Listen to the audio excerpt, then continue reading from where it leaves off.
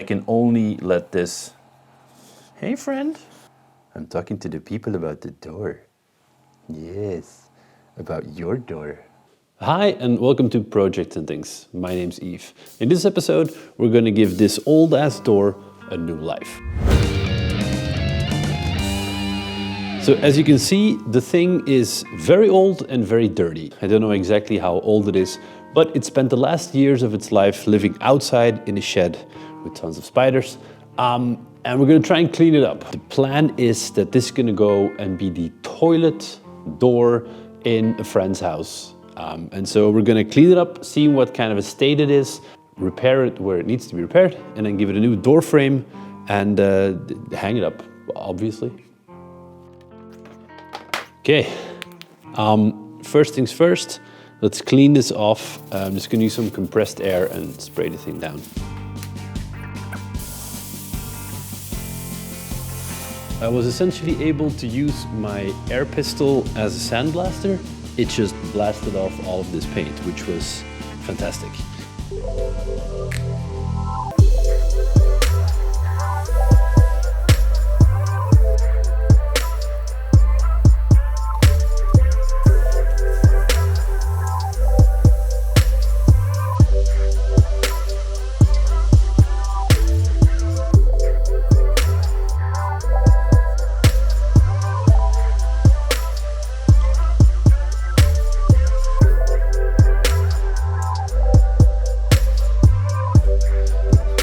Paint from the what's going to be the backside doesn't really go off that well, but oh boy, does it go off well from the front side.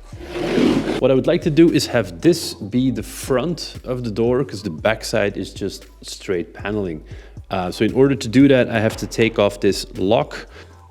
All of my tools are still in the car, and I left the car at home, so I'm doing everything with a Leatherman for now. I was actually in the city with my wife and kids for a minute, which is why I'm dressed in normal clothes. But I snuck away for a minute just to check on this door. But as April Wilkerson says, maker's gonna make. Oh yes, oh yes. Oh. Hammer time. So now that the handle is off, how much of a potato chip this door is. Let's get something heavy. A bucket full of metal scraps is always heavy. That means that it's just 1 centimeter of flex, which I think means if I hang this door on this side, which probably means that if we hang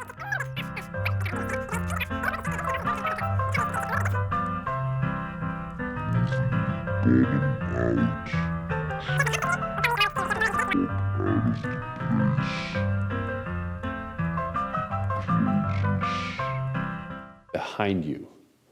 I think I'm gonna try that. All right, I'm gonna rejoin my family in the city, and I'll see you in the next scene where I'm wearing actual work clothes.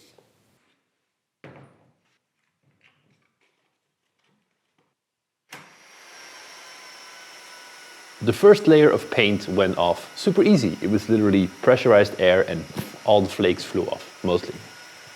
Then I was like, oh, this went off super easy. Let me just take it down to bare wood, which was not the best move. I started with a belt sander, which ate up the paint like it was nothing. But all the layers of paint, because there's like 100 years worth of paint on this door, all the different layers started gumming up real quickly. And as I started pushing, I ended up ripping a few of these belts. So that wasn't the smartest move. So I changed to an orbital sander, same issue. The paint gums up to this sort of, yeah, I don't know, rocky substance. Like it was very annoying. And I also used my hand plane a little bit. But the good thing is I got now all the actual paint off of the door on both sides. The thing you still see here is some old primer, I think, but it's attached very well to the wood. So we can easily paint over this bit. The next thing I did was remove all the hinges because, again, there is like 100 years worth of gunk on this door. I sanded the hinges, and then with a little bit of smeervet, we're gonna reattach these to the door.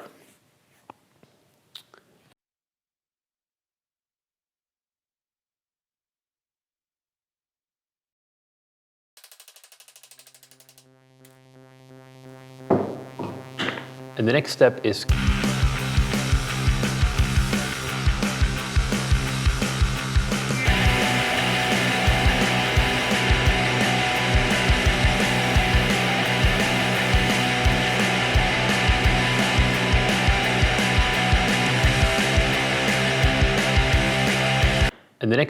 cutting a few pieces of wood for the new door jamb. So my current door is 2 meters. I'm going to make it 2 meters 10 by adding a foot to it.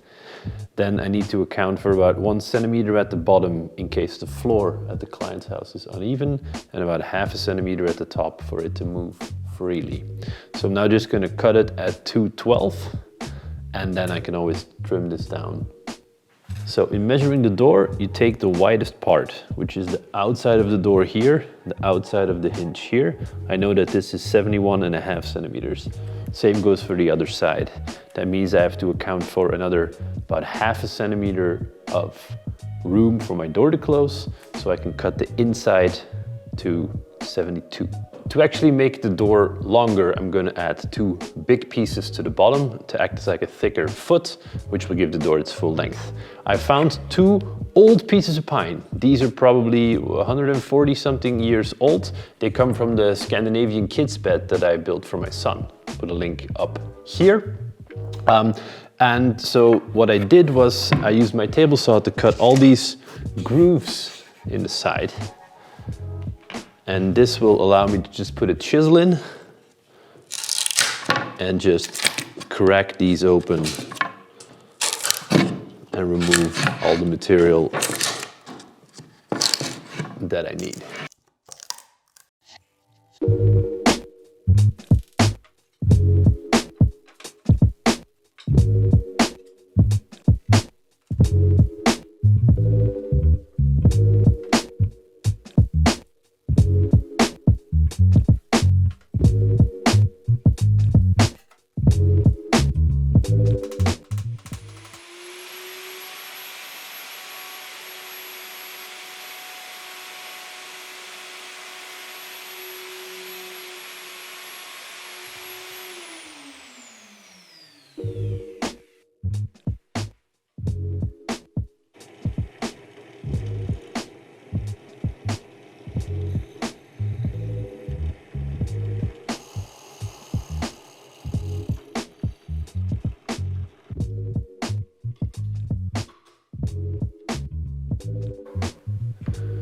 Well, hello. I didn't see you there. So I kind of hung the door up now as a little test. I sort of just bolted it with some screw clamps to the side of the thing. Frame to size, I simply screwed 2 screws up in the top of this thing and then attached the hinges to the parts that I routed out, and to make sure that the reveals on all the sides are roughly the same. I'm not gonna go and film the actual install because there's a dog running around and other stuff, and I'm kind of scared that the camera's gonna get knocked over. But this is the idea. So apparently I lied to you. I'm filming here anyway. The door is now in. It was a bit of a hassle to do everything in a not as large space as I would like, so it's a good thing I didn't film the whole process. But the door is now in. The client decided that they're going to keep the door as is, so they will leave this like it is and just paint the frame. The frame is going to get painted white along with the wall, and that's going to disappear and sort of going to keep the nice coloring that's on here, which I like. So we added a cool feature here on the top. It's kind of a peephole, but it's a peephole for the light. So when you turn the lights on, you can tell that someone's in there from the outside. And when you turn the lights off, it's obvious that there's no one in there. Also, this works for the kids because they have 3 kids in the family, and then the kids can kind of go like, oh, I forgot the light in the toilet, and turn it back off. So a few things I didn't consider when building this was that this foot area is quite thick and it comes all the way into the inside of this door. So I can only let this... Hey friend. Hey. I'm talking to the people about the door. Yes, about your door. This is the resident dog of the family. Hey, hey Faro. So the closing frame that I put in could only run all the way to here, and then I had to cut it off to leave room for this bit to come in. When you're standing in here and the door closes, we have to leave room for that foot bit to come in. And this is kind of the view you have. Even that is an art. When you're sitting on the toilet. So, thank you guys very much for watching. If you like these things I do, then please consider subscribing. Should be a button to do so below. And also here and here are videos all about making stuff. So thank you, till next time, bye.